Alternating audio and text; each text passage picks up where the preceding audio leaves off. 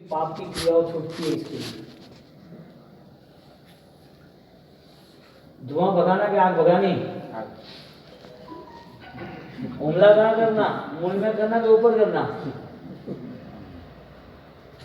बात ये रही, व्यर्थ जीवन नहीं व्यतीत करना, व्यर्थ कोई पुरुषार्थ नहीं करना, जो कुछ भी करना है लीगलाइज है और लक्ष्य के साथ चले। ऐसी सुंदर आराधना हमारे जीवन में, मंगल प्रार्थना कल सुबह आचार्य भगवान जैन सिंह सूर्य महाराज की रखा था केंद्र स्थान पर, और स्वाध्याय के लेवल पर अभिधान राजन कोश उनका पूरा ट्रांसलेशन मुख्य लक्ष्य ये रहा, वो भी रहे। उसके 2-3 पार्ट, 2 तो हो ही चुके, तीसरा भी हो गया है, ये अभी प्रूफ चल रहा है, शायद नवरात्रि दशहरा के तक आ भी जाएगा या दिवाली तक। ये कार्य पद्धति में बहुत सारे साधु साधु भगवंत आचार्य भगवंत उनके आशीर्वाद, उनके सुझाव उनके साथ जुड़े, क्योंकि राजन कोश तो पूरा विश्व मान रहा है, विद्वान मान रहे हैं, तो उनके सुझाव वगैरह लेके उनके साथ चर्चा विचारणा, उनके लिए उन्होंने क्या गाइडेंस है सारा लेके काम चलता रहा। दादा गुरुदेव का अभिधान राजन कोश बहुत ही विशिष्ट है, और हमें दुख के साथ ये कहना पड़ता है कि बाइबल सबको पता रहती है, कुरान पता रहती है, गीता के पता रहती है, और जब हमारे जैन शास्त्र की बात आती है तो शायद बहुत सारे लोग अनजान हैं जो संघ में समाज में आगे भी होते। तो अभिधान राजन कोश एक ऐसी उपलब्धि है, दादा गुरुदेव की एक विशिष्ट साधना है ज्ञान की, 13.5 साल की, और आज वो नहीं है, फिर भी हजारों साल के बाद भी राजन कोश के ही उसका प्रभाव लोग पहचानेंगे कि राजन कोश लिखा ऐसा विशिष्ट ग्रंथ इतने प्रभावशाली, क्योंकि मंदिर है लेकिन पता नहीं मंदिर कब नाश हो जाए, निर्माण हो तो कब ऊर्जा रहे ना रहे। ज्ञान ऐसी चीज है वो अस्खलित चलती रहती है, हजारों सालों तक अमर रहती है। तो वो एक तो ज्ञान का प्रोग्राम रहा, उसके साथ साथ जो बड़ी किताब रहती थी, क्योंकि राजन कोश के 4.5 लाख श्लोक है और बड़ी किताब रहती थी, तो छोटी किताब के लिए एक छोटा सा यूनिट शुरू किया, सूत्र रत्नाकर प्रोजेक्ट। तो हालांकि 12 से 15 साल के बीच में, 12 से 15 महीनों के बीच में 60 किताबें सबको डिवाइड करनी, जिसके एड्रेस है उसको पोस्ट को मिल जाती है। इसकी मेंबरशिप तय की, करीबन 300 रुपये रखी है, क्योंकि 60 पेज की बुक 7 किताब आती है, एक किताब भी 50 की रहती है, ओपन बुक एग्जाम कुरियर वगैरह ये तो भी 750 350 की रहती है। कोई भी प्रोग्राम कहीं पर भी डिस्टर्ब न हो ऐसा सिस्टम सेट किया है। ऐसा नहीं कि किताब ला के रख दी और पढ़ी रही और कोई पढ़ी नहीं और किसके बोझे पे आ गया। जिसका एड्रेस है उसको कुरियर से मिल जाए, उसको बैनर से नहीं, लेकिन पीछे पूरा नेट ओपन बुक एग्जाम की क्वेश्चन पेपर वहाँ पर ही उनका किताब में दिए होंगे। तो ऐसे सूत्र रत्नाकर का एक प्रोजेक्ट वो लास्ट ईयर से पूरा पिछले समय से चल रहा है, अगले भी होगा। आगे बढ़ के नया कदम बढ़ाया कि साधु साधु भगवंत की सेवा का लाभ मिले। कई बार मोक्ष, वो समझो आपका ही कोई बेटा या बेटी है, कोई भगवान के पास पढ़ने गए और वहाँ पर ग्रोसरी पानी यानी कि खाने पीने की संग से व्यवस्था नहीं रही, तो उसको पढ़ने में बहुत दिक्कत होती है, और पढ़ाई ढंग से नहीं हुई तो वापस घर पे आ जाएगा।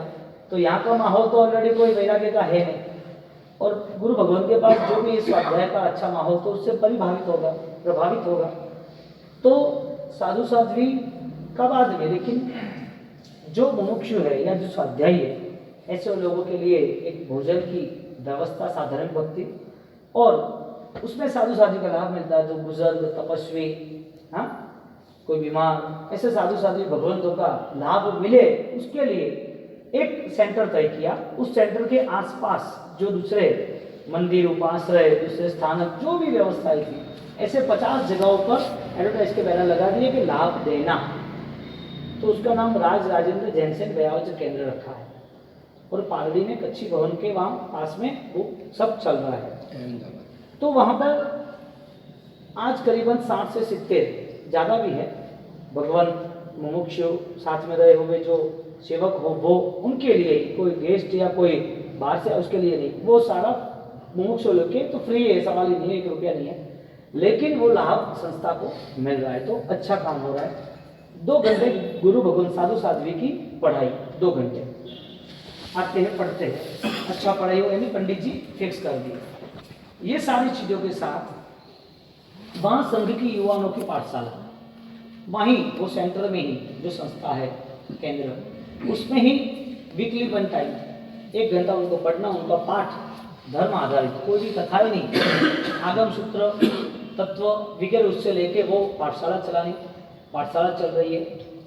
साधु साध्वी के लिए व्यावच का सामग्री जो भी अवेलेबल हो वो, और भगवंतों को ज़्यादा अनुकूलता है, जहाँ भी ट्रीटमेंट हो वहाँ पर पॉसिबल हो तब तक उसकी यदि अनुकूलता हो ऐसी चीज उनको भिजवाना साधना के लिए। एक सबके साथ साथ राइट उसका काम जो चल रहा है वो कंप्यूटर वगैरह जो आदमी, उसके साथ नेट के ऊपर पूरी open book exam, net exam जो मोबाइल यूज करते हैं वो लोग देते हैं। फिर नेट क्रिया के मार्ग पर चलने वाले भी होते हैं और ज्ञान के मार्ग पर भी चलने वाले भी होते हैं। बहुत ही कठिन परिश्रम के बाद ज्ञान और क्रिया, आचरण और अंतस उसका समन्वय होता है, क्योंकि व्यक्ति की जीवन यात्रा उसकी रुचि के हिसाब से दूसरे को देख के व्यवहार से बहुत सुंदर होता है। जहाँ पर सुख और दुख अपने मान लेता है तब तक वो अपने आचरण को भी धोखाधड़ी के साथ सेट करता है। यदि आचरण सही है तो सही का तरीका कौन सा, सही का सबूत कौन सा। यदि अंतस सही है तो सही अंतस को फाइनल किसने किया? ज्ञानी के वचन के अनुसार कई सदियों से जीवन आचरण की ओर बढ़ता जा रहा है, लेकिन अंतस के लिए तो परवाह बहुत कम लोग करते हैं। अंतस हमारी अनंत ज्ञान की शक्ति और हमारा अद्भुत अनंत शक्तियों से भरा हुआ चैतन्य है, जो पराया है, जो अनित्य है, जो विभाव है, वो कभी भी किसी हालत में स्वयं के होने वाले। दुनिया में कितनी भी मेहनत कर लो पीतल को सोना नहीं बना। दुनिया में कितनी भी मेहनत कर लो इंसान को 2 पंख नहीं मिलने वाले, गधे को 2 सींग नहीं आने वाले, जिसे असंभव कहते हैं। न्याय की परिभाषा में अविनाभावी कहते हैं, जहां कुछ है ही नहीं। यानी कि सुख और दुख व्यक्ति का न होने के बावजूद व्यक्ति अपना लेता है अपने नाम पर। ये सुख मेरा, मेरे पास रहेगा, इसने मुझे सुख दिया, ये मेरा उपकारी, इसने मेरा दुख दिया, ये मेरा दुश्मन। उपकारी व्यवहार की दृष्टि से मानना था, लेकिन वो उपकार के पीछे उसके राग, उसकी आसक्ति, वो मिसिंग नहीं होना चाहिए, मिसगाइड नहीं होना चाहिए। एक आदमी वो अपने घर पे छपरे वाली उसकी जगह है और छपरे के ऊपर खड़ा है, यानी कि घर के बाद प्रॉपर का टॉप फ्लोर, वहां से धुआं निकल रहा है और वो ऊपर बैठ के धुएं को दूर भगा रहा है, उस धुएं को शांत करने की कोशिश कर रहा है। धुआं शांत होना संभव है? धुएं को शांत करना चाहिए या मूल में नीचे जाके आग को शांत करना चाहिए? आग को शांत करना चाहिए। धुआं ऊपर निकल रहा है और ऊपर से वो धुएं को कपड़े से दबा रहा है कि धुआं बंद हो जाए, धुआं बंद हो जाए। धुआं बंद नहीं होगा, जब तक आग चलती है तब तक धुआं काबू में नहीं आएगा। एक इंसान मेहनत कर रहा है कि पेड़ के ऊपर जितने भी पत्ते हैं, जितने भी फूल है, उस फूल को चेंज करने के लिए उसके ऊपर दूसरे फूल लगाते हैं, दूसरे कलर के, दूसरी जाति के, दूसरे ऋतु के। वातावरण गर्मी का है, फूल चला रहा है ठंडी का, सर्दी का। उसको चेंज करना हो तो ऊपर से चेंज करना है कि मूल से चेंज करना है, भीतर से। यदि मूल बदल गया तो ऊपर का भी बदल जाएगा। बात चल रही है अंतस्थ की और आचरण की। आचरण व्यवहारिक दृष्टि बाह्य है, आवश्यक है, लेकिन वो सारा अंतस, वो दंभ नहीं, वो आचरण दंभ नहीं होना चाहिए, वो सारा आचरण दिखावा नहीं होना चाहिए, वो सारा आचरण दुनिया को धोखे देने के लिए या दुनियादारी के लिए नहीं होना चाहिए। क्योंकि अंतस से यदि जिएगा तो उसके पास अकाउंट क्लियर होगा, हिसाब किताब क्लियर होगा, उसको खुद को पता चलेगा कि मेरी ये यात्रा में मेरा अंतस कितना स्पष्ट, कितना शुद्ध था। यदि ये यात्रा में उसका अंतस सही नहीं रहा, यानी कि ज्ञान आधारित उसकी आराधनाएं नहीं रही या समझदारी के साथ उसकी जीवन व्यवस्थाएं नहीं रही, जीवन का छोटा लम्हा, छोटे आयुष्य में वो जी रहा है, उसमें यदि उसे शुद्ध पुण्य पाप क्या है, सुख दुख क्या है, जीवन में अंतिम समय में मुझे क्या होना चाहिए, क्या करना चाहिए, अंतिम समय के पूर्व का आयोजन भी मेरे आधारित है, ये सारी रचनाएं, व्यवस्थाएं पारदर्शक होनी चाहिए।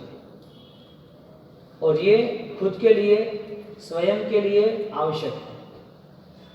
हमारा आचरण समझने से, सुनने से अच्छा बनाने की हम कोशिश करते हैं, लेकिन हमारा अंतस जो सोते वक्त भी हमारे साथ है, तब हमें कोई आचरण नहीं करना है। सोए तो क्या आचरण करना, माला गिनने तो क्या आचरण करना है, उसमें माला गिनने में अंतस कौन सा लगाना है, आचरण ही है। सोते हैं तो उसमें सोने की क्रिया है, अंतस क्या है। जब प्रभु महावीर की परंपरा में अनंत काल में जितने भी आत्माएं हुए, उस आत्मा की पवित्रता अंतःकरण से जुड़ी हुई थी। ज्यादातर दुनिया के लोगों का जोर आचरण पे होता है, क्योंकि उसको भीतर जाने का रास्ता नहीं मिलता है, अंदर जाने के लिए उसकी तैयारी भी नहीं है, रास्ता मिल भी जाए तो उसकी स्थिरता, उसकी गति भी नहीं है, कम समय के लिए होती है। जैसे कि ये पर्व आया हमारा पर्वाधिराज, जैसे कि संयोग मिला गुरु भगवंतों का, जैसे कि संयोग मिला तीर्थ यात्रा होगा। तो सुख वो कर्मों के अधीन था, दुख भी कर्मों के अधीन था। सुख और दुख आत्मा के लिए एक बोझा था, तो सुख को अपना माना तो सुख के पीछे राग, तो सुख के पीछे संकलेश खड़ा हुआ। दुख किसी ने दिया, उसको अपना माना, तो उसके हिसाब से किसी के प्रति द्रोणा हुई, अपराध भाव हुआ, गुनाही प्रवृत्ति में हम आगे बढ़ गए। जो सुख और दुख जो न कभी किसी के हुए न होने वाले, क्योंकि आत्मा की यात्रा तो हर वक्त आयुष्य बदलती रहती है। आत्मा के नए आयुष्य, नई गति, नई जगह और आगे बढ़ते रहे। तो 84 लाख जीवा योनि में दुख भी छोड़ते गए, सुख भी छोड़ते गए। तो अधिकार जमाना चाहिए ना, सुख दुख हमारा हो तो पहली भूमिका यह तैयार होती है कि हम जल कमलवत रहना चाहते हैं। ये दुनिया में आए हैं, लेकिन हमारी यात्रा आत्मा के सम्मान की होनी चाहिए। हमारी आत्मा को गौरवशाली बनाने वाली होनी चाहिए। यदि हमारी आत्मा की सामर्थ्यता नहीं बढ़ी तो संसार में की हुई क्रिया वो मिथ्यात्व की गिनी जाएगी। आप चाहो या ना चाहो, आप मानो या ना मानो, आपको पता चले या ना चले, ज्ञानियों ने उस क्रिया के नाम पर सिर्फ और सिर्फ धोखाधड़ी, माया, दंभ, प्रपंच कहा है। करना तो है, लेकिन दिखावे के नाम पर। वो उस दिन कथा कही थी ना, करनी और कथनी और करने की, दिखावे के नाम पर होता है। तो ज्ञानी ने सीधा टारगेट बनाया कि तुझे यदि सही रास्ता मिला, यदि तुझे लग रहा सही, तो संकल्प बल पे आगे बढ़, जिसे हम व्रत कहेंगे, नियम कहेंगे। उस नियम को लेके ऐसा आगे बढ़ जिसमें तुझे पीछे पहुंचने का कोई रास्ता ही ना मिले, तो वापिस ना आए धर्म छोड़ने के लिए। धर्म तुझे अपनाना है तो क्रिया के नाम के नहीं अपनाना, पहले सोच के नाम से अपनाना। तुझे सच्चाई और सज्जनता पानी है तो लोग दिखेगा और लोगों को अच्छा लगे, इसके लिए नहीं करना, पहले तेरी अध्यात्म की भूमिका को तैयार करके करना। यदि सही ढंग की सोच बनेगी तो एक ही कार्य नहीं होगा, 1000 कार्य होंगे। सोच ही नहीं बनी तो वो आदमी, वो तो दुखी होगा, उसके साथ रहा हुआ उसका परिवार भी उसी तरह तैयार होगा, क्योंकि निर्माण तो जो जवाबदार होता है वही करता है, और आप सब जवाबदार बैठे हो, आप जिम्मेदारी लेकर बैठे ही हो, तो आपकी पहली तैयारी ये होनी चाहिए कि सही गलत की परख, योग्य अयोग्य की आपकी तरीका, योग्य अयोग्य का आपका होना ही चाहिए कि योग्य क्या है, सही क्या है। सही है तो मुझे अपनाना है, नहीं अपनाना, अपनाना है तो मैं आगे बढ़ पाऊंगा नहीं बढ़ पाऊंगा। आगे बहुत सारे लोग बड़े हैं तो मेरे लिए क्या आवश्यक है, मेरे लिए क्या जरूरी है, मेरे लिए क्या महत्वपूर्ण है जिसके हिसाब से मैं टारगेट तक पहुंच सकूं। लक्ष्य परिणाम के सही चाहिए। लक्ष्य परिणाम के बिना रहा तो वो लक्ष्य भी शॉर्टकट यानी कि बहुत कम रहेगा, कम रास्ते से हमें जाना है, जल्दी जाना है, धुआं बुझाना है या आग बुझानी है, पेड़ के पत्ते वो चेंज करने के मोल चेंज करना है, आचरण कम समय के लिए अपनाना है कि वो आचरण लंबे समय के लिए अपनाना है। हमारे यहाँ ज्ञानियों ने कहीं पर भी आचरण का निषेध नहीं किया, लेकिन आचरण में जो दोष लग रहे हैं, आचरण में जो कमजोरी आ रही है, आचरण करते वक्त अंदर और भी गंदी राजनीति जो खेल रहे हैं, आचरण के नाम पर हमारे पास बहुत सारे लोगों के द्वेष, बहुत सारे लोगों के लिए गुनाहित प्रवृत्ति अभी मन में खड़ी है। वो मन साफ सुथरा कब रहेगा? जो आदमी धर्म की प्रवृत्ति कर रहा है 20 साल की उम्र में, वो 30 साल की उम्र में कर रहा है, 40 साल की उम्र में कर रहा है। आचरण में परिवर्तन आया या आत्मशुद्धि में परिवर्तन आया, यानी हर पल उसे अपनी ज्ञान दशा को, अपनी सोच को उसे परखना चाहिए, तराशना चाहिए। और वो सोच यदि सही हो गई तो उसके लिए जीवन में कहीं पर भी उसे कर्म बंध का कारण ज्यादा नहीं रहता, कम रहता। हम बात करेंगे एक ऐसे राजवी परिवार की जिन्होंने अपनी गौरवशाली जीवन यात्रा को परमात्मा के चरणों में रख दी। मिला बहुत कुछ, सामने बहुत कुछ था, लेकिन ये सारी चीजें होने के बावजूद बोध नहीं पाए, तब तक गलत चुन लिया। जब बोध हुआ तब तुरंत ही उसने सही तो चुना, लेकिन गलत को एक भी जगह पर स्थान नहीं दिया। यानी धर्म का प्रथम कदम यह बना कि हो सके इतना सुधार करते जाए। धर्म का बल यह रहा जो सुधार है वो वापिस छूट ना जाए, क्योंकि सुधार छूट जाता है। व्यक्ति का मन पूर्व के इतने सारे कुसंस्कारों को लेकर घूम रहा है, जिसके हिसाब से उसको ऐसा ही लग रहा है कि अभी नहीं करना, नहीं करे चलेगा, चंचलता। उसके निर्णय में कहीं पर सबलता नहीं। उसका निर्णय इतना, उसके निर्णय इतने कमजोर रहे, किसी ने रोका, संसार की कोई अवस्था ने रोका, संसार के कोई प्रसंग ने रोका, कोई घटनाओं ने रोका, कोई परिस्थिति ने रोका, तुरंत ही उसने अपने निर्णय को कमजोर बनाया, अपने निर्णय को बदल दिया। वास्तविकता ये होती है हमारे जीवन में। एक बार 12 साल तक तुलभद्र मुनि की बात है, 12 साल तक वो एक वेश्या के वहां, नर्तकी वहां, जिसका नाम कोसा था, जो 12 सूत्र में अंतिम समय में ये सारी बातें आती है खमीरावली में, पर्युषण के दिनों में मिलेगी सुनने। वो मुनि भगवंत, मुनि नहीं थे, वो राजकुमार के पुत्र थे, राजा यानी मंत्री के पुत्र थे, और वो सुखी श्रीमंत थे, रूपमान थे, बलवान थे, बुद्धिमान थे। वो वहां जाके बैठ गए, किसके वहां? रेड लाइट एरिया, वेश्या के वहां। और वहां राजकीय व्यवस्था से जमी हुई थी, यानी राज नर्तकी थी। तो वहां पर वो बैठ गया, रेगुलर वो पैसा देता रहा, समाज में बदनामी होती रही। उसके पिताजी श्रेयक वगैरह, उसके भाई उसको लेने आते, वो आता नहीं, मदर लेने आते नहीं। ये तो यही मेरा जीवन, यही अंत है मेरा, यही मेरा स्वर्ग है, मुझे कुछ नहीं चाहिए दुनिया में, कहीं जाना नहीं। उसने 3000 फुट की जो उसकी जगह यानी कि महल बंगला जो भी हो, वो छोड़ के निकला नहीं, हर वक्त वहीं रहा। हर वक्त दारू पीना या जुआ खेलना, वहां रुकना, जो कुछ भी करना हो, उसने कोई सोचा ही नहीं कि ये गलत रास्ता है और गलत रास्ते से मुझे रिटर्न आना चाहिए। मोड़ा नहीं वो, क्योंकि उसके पास जितने भी लोग आए वो सारे लोग उसको समझाते रहे, लेकिन उसके दिमाग में बात नहीं बैठी। गलत है उसे बैठा ही नहीं।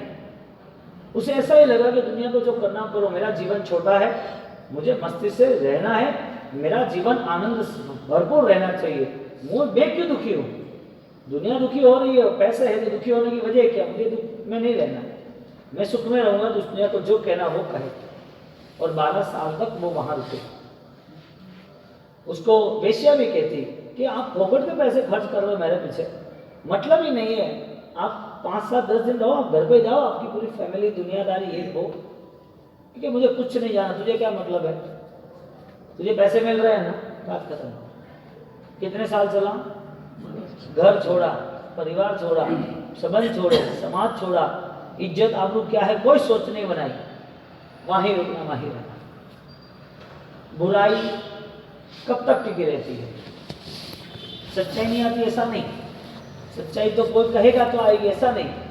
जब तक हम बुराई को नहीं समझे तब तक बुराई टिके रहेगी। ज्ञानी कहते पाप को पाप नहीं समझेंगे तब तक पाप खड़ा रहेगा, धर्म को धर्म नहीं समझेंगे तब तक धर्म हमारे साथ नहीं जुड़ेगा।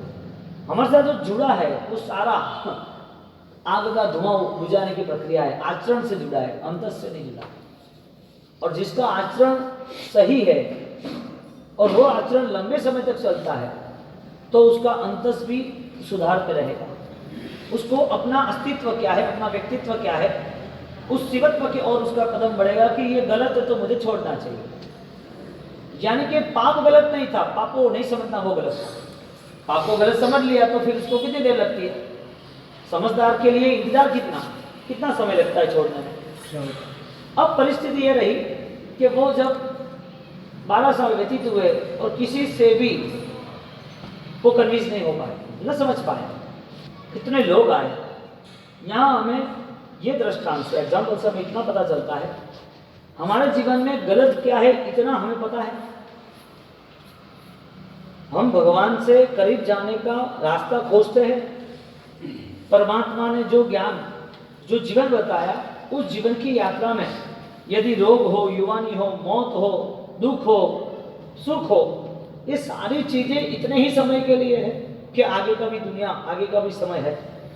यदि है तो किसके लिए? क्योंकि हमारे साथ बहुत सारे हमारे जैसे जीवन व्यतीत कर रहे हैं। किसी में अच्छाइयाँ है तो वजह क्या? किसी ने बुराइयाँ छोड़ी और धीरे धीरे अच्छाई से आगे बढ़ता तो वजह क्या? किसी में अच्छा इतना है कि सामने वाला भी बुरा कर रहा है तो उस बुराई को वो नजरअंदाज नहीं करता है, उसको भी वो दूर करने की कोशिश करता है। यानी कि शत्रु भावना ही नहीं है उसकी। मन की भावनाओं में वो आत्मा को देख रहा है, मन की भावनाओं में वो कुदरत को देख रहा है, मन की भावनाओं में खुद यदि गलत रास्ता चुनेगा तो दुर्गति मिलेगा। गलत और सही का नतीजा कौन करेगा? आपको सुख मिले या दुख मिले वो मंजूर कौन करेगा? आपको कैसे जीना है उसका पूरा नोटिफिकेशन, उसकी तैयारी कौन करेगा?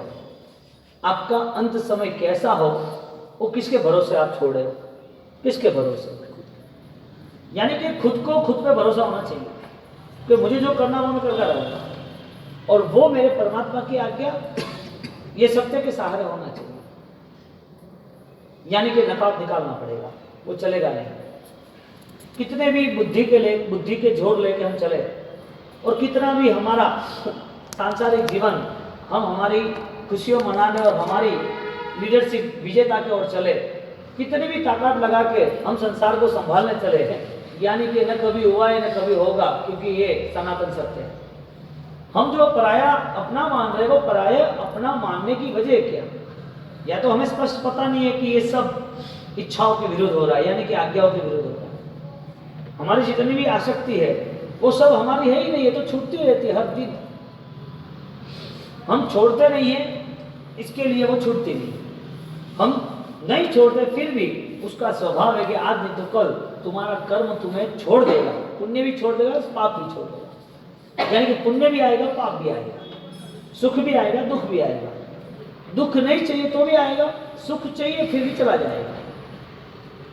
तो कर्म इतना पराया, कर्म इतना उधार है तो तुम मालिक कहां से बने?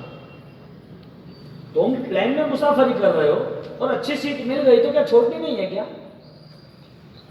आप ट्रेन में थीटा रेशियो में जा रहे हो, कोई अच्छे रिलेशन बन गए आसपास के, और आसपास के रिलेशन होने के बाद आपके लिए बहुत ही वो क्लोज हो गए 3 दिन की जर्नी में, तो मुसाफरी खत्म होगी कि नहीं होगी?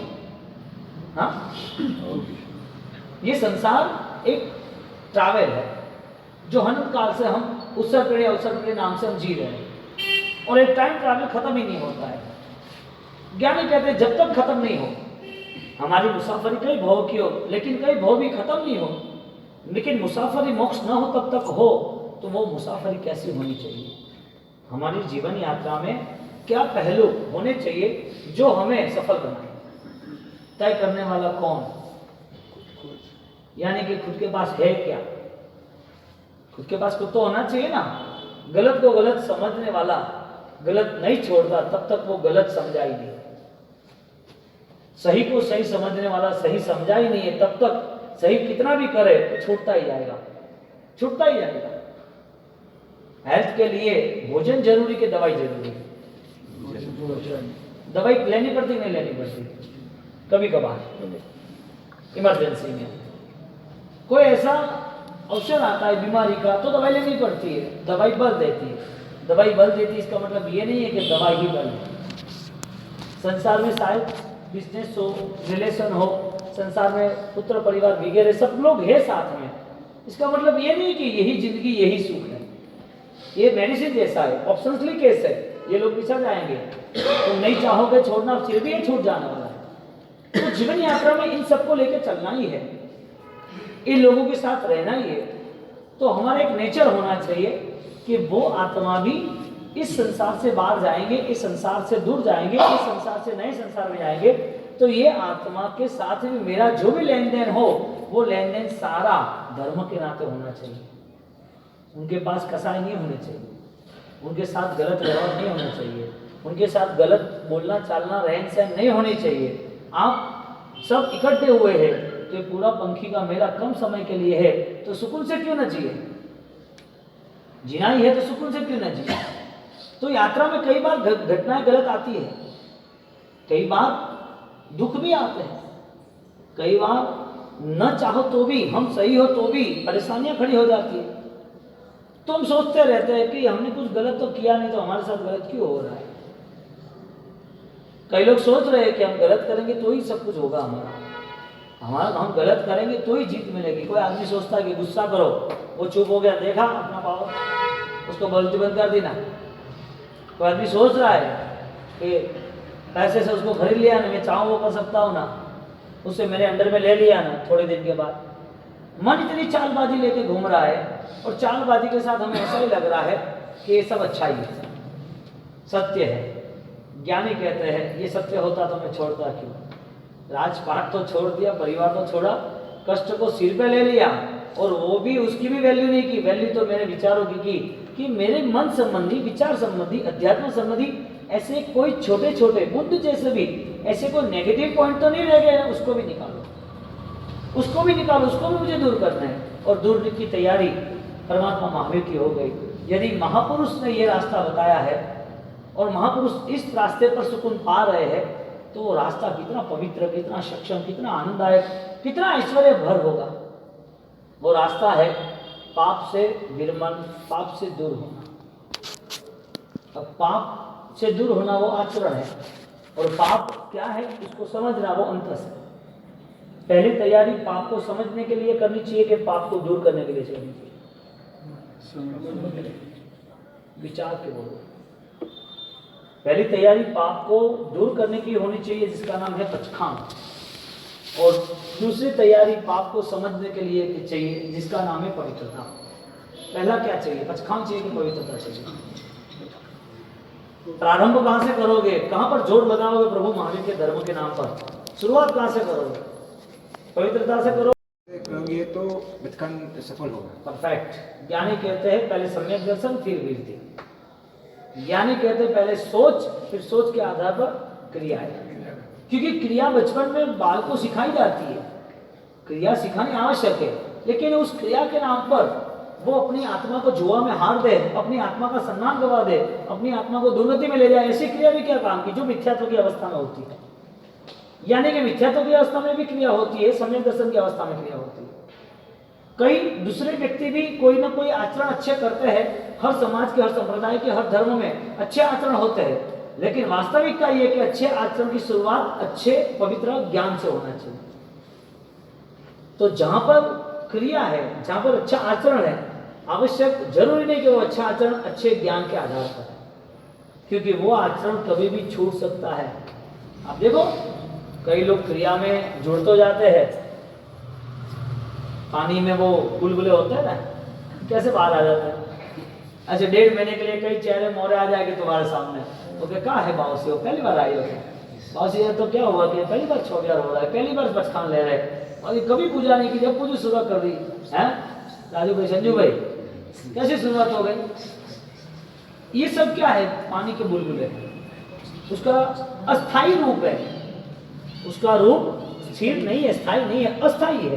पता नहीं कब वो फूंक मारा और चला गया, पता नहीं वो कैसे हो जाएगी। परिस्थिति यह होती है कि क्रिया के नाम पर जब हम ऐसा सोचते हैं कि हम अच्छे हैं, तो ज्ञानी कहते हैं क्रिया के नाम पर अच्छे हैं, ये भ्रमणा में मत रहना। क्योंकि क्रिया बहुत सारी जगह पर बहुत सारे संप्रदाय में होगी। कितने भी गुंडे लोग वो 9 दिन तक गणपति हो या अंबाजी माता का वो नवरात्रि हो या कुछ भी हो, 9 दिन तक वो अच्छे रहेंगे, लेकिन जरूरी नहीं कि उसने खून करना बंद कर दिया। 10वें दिन उसकी डकैती बात चालू है, उसकी हत्यागिरी चालू है। अच्छे आचरण का रूल्स ये नहीं बनता है कि वो अच्छा बन गया है। अच्छे ज्ञान का फाइनल रूल्स है कि वो अभी बुरा नहीं करेगा। यानी कि हमें पहले जुड़ना चाहिए पवित्रता से। पवित्रता 100 चीज एक साथ खड़ी करेगी, 100 चीज में पॉजिटिव हो जाएगा। हर तरह की चीज में वो चेंज करता रहेगा कि ये मुझे नहीं करना चाहिए, ये सही नहीं है, ये ढंग, ये रंग, ये बुराई का है, ये दुनिया को करना वो करे, मैं रावण नहीं हूं, मुझे निकालना है मेरे से सारी बुराइयां, और वो निकाल देता है। तो आचरण करने वाला शायद आचरण छोड़ देगा, लेकिन आचरण समझने वाला वो आचरण नहीं छोड़ेगा। बोलो ज्यादातर आपके लिए कौन सी घटना घटित हुई? आचरण छूटने की घटना ज्यादा हुई या अंतःकरण में रहने की घटना ज्यादा हुई? दोनों में से एक भी घटना नहीं हुई। न अंतःकरण में गए न आचरण में गए। यानी कि कम समय के लिए जो अच्छा लगा उसके हिसाब से हमने काम कर दिया। कम समय के लिए कोई भी पेपर में पेंटिंग होता है और वो पेंटिंग बाहर की दीवारों पे किया है, रोड पे, गवर्नमेंट ने, और वो पेंटिंग कच्चे रंगों की है। कितने देर तक? जब तक पानी नहीं आया तब तक, बारिश नहीं आई तब तक वो पेंटिंग रहेगी। बारिश आने के बाद कच्ची पेंटिंग साफ, कच्चा विचार, कच्चे लोग, उसका धर्म स्थिर नहीं रहता, वो खत्म हो जाता है। धर्म करने के लिए प्रारंभिक पहले ही तैयारी हमारी चाहिए। हमें पहले धर्म समझ के संकल्प के साथ उसे अपनाना है। ऐसा अपनाना है कि श्वास छूट जाए लेकिन धर्म नहीं छूटना चाहिए। अपनाना ऐसा है कि चाहे कष्ट भी आ जाए लेकिन धर्म के साथ कहीं पर भी सौदाबाजी नहीं करेंगे, क्योंकि ये खरीदा नहीं है, वो अंतर की आंखों से अपनाया है। एक किराए पे नहीं लिया है, ये कोई तिथि के नाम पर, तीर्थ के नाम पर, पर्व के नाम पर हमने धर्म को नहीं उठाया है। आत्मा का मेरा स्वयं का परिणाम है, मेरे आत्मा का बोध है, मेरी आत्मा की क्वालिटी है, मेरा दर्शन ज्ञान चारित्र है, मेरा स्वरूप, मेरी मालिकियत, मैं क्यों गवा दूं? तो धर्म करने की शुरुआत पाप को दूर करने से होती है, पाप को समझने से होती है। यहाँ पर ये मुनिवर ने ये तुलिभद्र सूरी बाद में मुनि हुए, वो 12 साल तक वहीं रुके, वो चेंज नहीं हुए, बदलाव नहीं आया। और जब उसका भाई एक नंगी खुली तलवार लहू टपकती हुई लेके आया, उसने कहा भाई राजा का बदला लेना है, हमारे साथ चालबाजी हो चुकी है और इन लोगों ने जो भी गलत किया है उसका बदला लेना, तुम तैयार हो जाओ, अब ये कुछ नहीं चाहिए, ये सब छोड़ो, बहुत हो गया, यहाँ भी रुकना जरूरी नहीं है, हमें हमारा सम्मान वापस चाहिए। हम दिखा देंगे उनको कि गलत हुआ है, वो गलत का बदला ऐसा ही होता है। वो देख रहा है लहू टपकती तलवार, और तलवार जैसे देखी और उसको एक पल भी नहीं लगी, सीधा निकल गया बाहर। भाई को लगा कि वो आएगा साथ में, अच्छी बात है। वास्तविकता ये रही, वो सीधा निकल गया आगे, और आगे निकल के उसने ये चोला पहन लिया, कपड़ा, साधु का वेश ग्रहण किया। साधु का वेश ग्रहण करके वो तो बैठ गया। अब भाई कह रहा है कि तू हमारा संबंध है, रिलेशन है, वो नहीं निभाएगा। वेश्या ऐसे समझ रही है कि अभी गए, वो तो आने ही वाले, उनका इंतजार ही कर दे, और तो क्या। जिसको इतने सालों तक हमने समझाया वो नहीं समझा, अभी वो क्या है, ये तलवार को देख के क्या उसे बोध होएगा क्या? तलवार को देख के वो बोध होता है क्या? लहू को देख के कोई बोध होता है क्या? वो तो आएगा, और वो तो अंतश्चेतना में उतर गया। सोच को आने के लिए कितना समय चाहिए? जीवन परिवर्तन के लिए इंतजार कितना करना है? बदलाव किसके भरोसे आने वाला है? कोई एंजल आने वाला नहीं है, कोई देवता आने वाला नहीं, कोई भगवान महावीर आने वाला नहीं, दादा गुरुदेव आने वाले हैं। कोई भी आने वाला नहीं है कि जिसको आपका अंतस बदल सके, जो आपकी आंतरिक भूमिका को पहचान सके। आंतरिक भूमिका की पहचान के लिए स्वयं को ही संघर्ष में उतरना पड़ेगा। बदलाव आएगा ऐसा सोचना ही मत, बिना संघर्ष से कुछ मिलना भी नहीं। आपने थोड़ा बहुत कुछ सुन लिया और थोड़ा कुछ जुड़ गए, भ्रमणा में रहना मत। बहुत सारे लोग किराए के ज्ञान को लेकर दौड़ रहे हैं, बहुत सारे लोग उधार क्रियाओं के नाम पे जी रहे हैं, बहुत सारे लोग धर्मात्मा के बैनर और टाइटल लगा के चल रहे हैं। ज्ञानी कहते हैं जब तक गुणवान जीवन नहीं है, जब तक बदलाव मूलभूत नहीं है, तब तक ऊपरी चीज वो कभी भी आपको बदल सकती है। एक हवा आई नहीं कि वो पत्ता निकल गया, एक तूफान आया नहीं कि पूरा पेड़ उखड़ गया। क्यों? क्योंकि उसकी ताकत नहीं थी कि मुझे खड़ा रहना। संसार के बहुत सारे तूफान आएंगे, बुनियादी हालत बर्बाद हो जाएगी, क्योंकि उसको बार बार सिंचन नहीं किया, उसको रूट लेवल पे मूल तक हम जाएंगे, ऊपर से रहा। हमारा ये वर्षावास ऊपरी नहीं होना चाहिए, हमारी आराधना मंगल हमारे लिए होनी चाहिए। आपके पास जो अवसर है उसे गवा नहीं देना। सबसे श्रेष्ठ अवसर एक ही है, तुम्हारे अंदर एक ज्योत जल रही है, तुम्हारी आंतरिक स्थिति ऊर्जावान और उज्जवल और उत्साह के साथ जुड़ी है। यदि उसे बुझाना चाहते हो तो बुझा दो, फिर वो दीप जलाने वाले कोई नहीं मिलेंगे, दिल जलाने वाले सब लोग मिलेंगे। दीप नहीं जलेगा, अंधेरा दूर नहीं होगा, हमें उस अंधेरे को भगाना है। और वो उजाला, वो रोशनी, वो हमारी है, उसे हमें खुद को जलाना यानी कि शुरुआत करनी। वहां से वो निकल गए आगे, और आगे निकलने के बाद 12 साल हो गए। यहाँ पर भैया जो उसका था वो उसे मिला नहीं, बहुत समझाया लेकिन वो चेंज नहीं हुआ।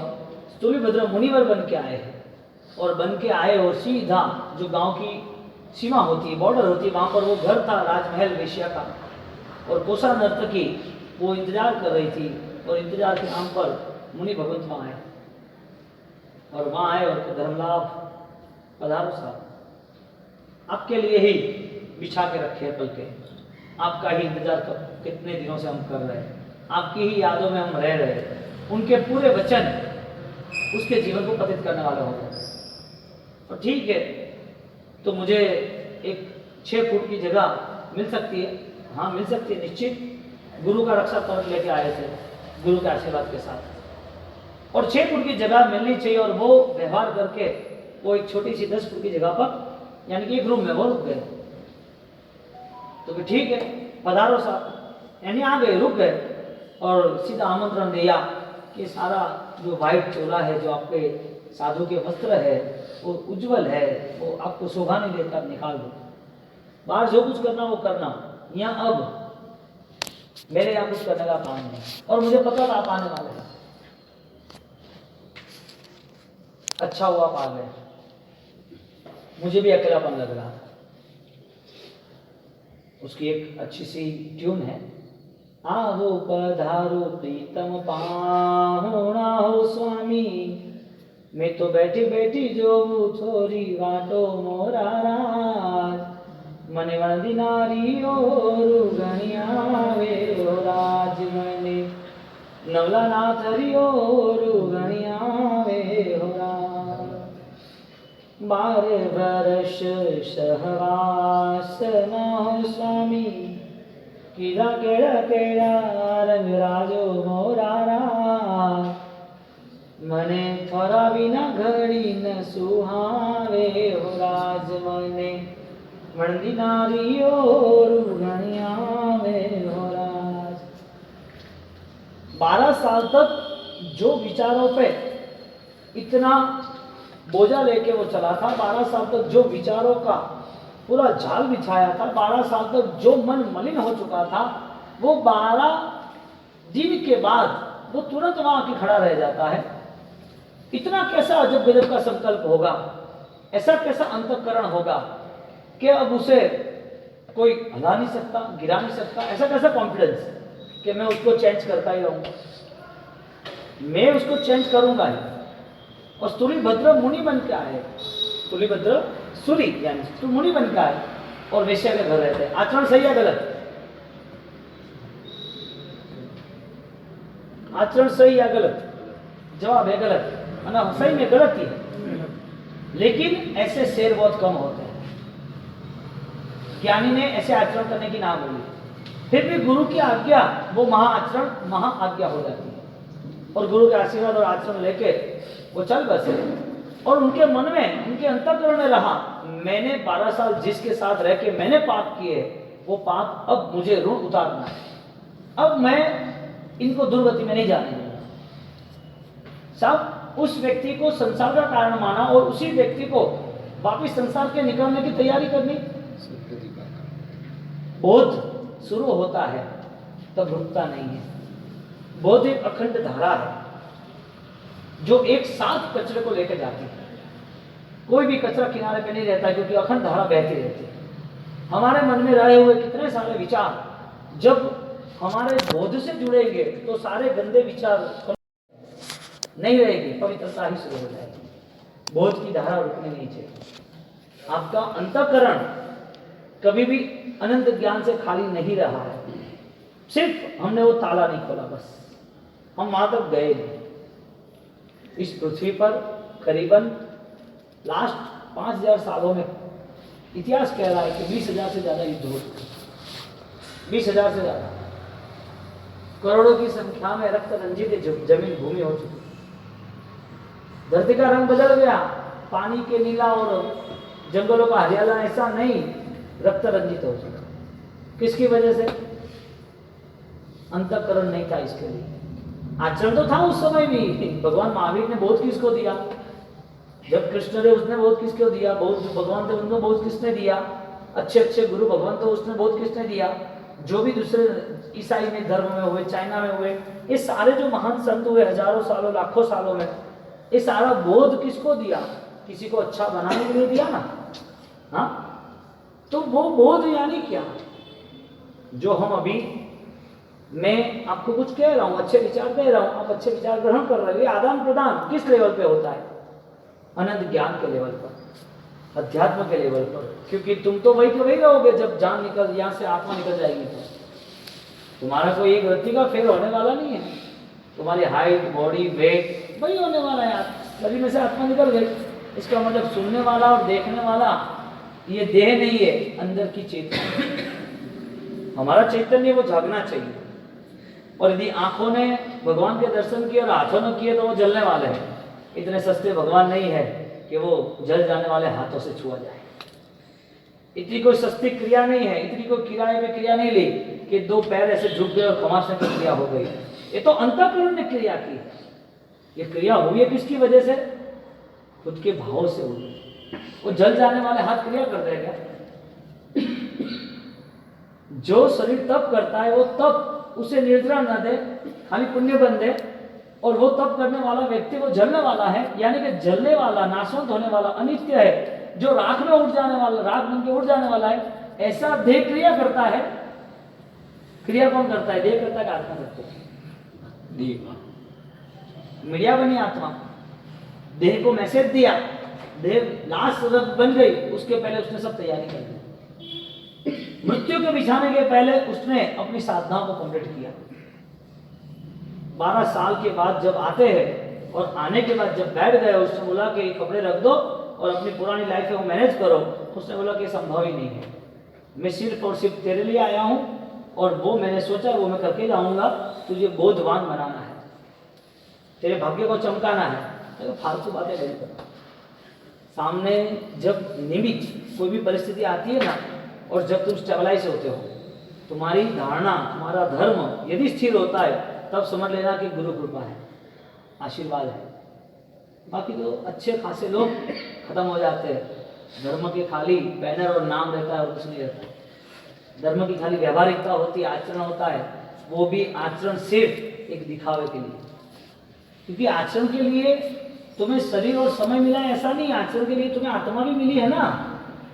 तो आत्मा तुम्हारी, यदि यहाँ से ये शरीर लेके तुम कहीं आउट ऑफ स्टेशन जाओ घूमने के लिए, यदि तुम रिसेप्शन में जाओ, यदि तुम दुकान के कोई फंक्शन में जाओ, यदि तुम्हें कहीं जाना हो, तो तुम्हारी आत्मा ने सोचा है कि मुझे पाप नहीं करना है, तो पाप करने वाला कौन?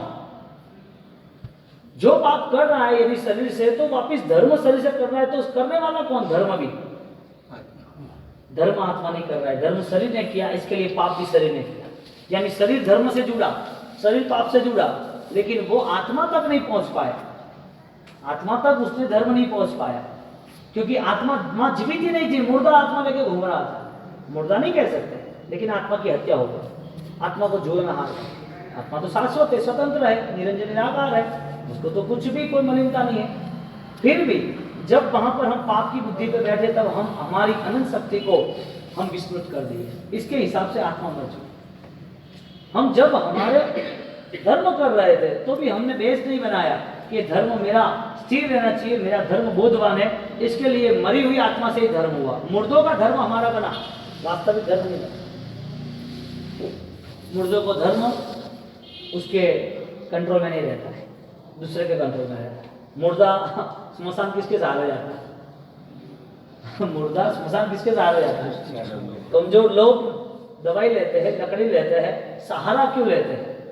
उसके पास खुद के पास पावर नहीं।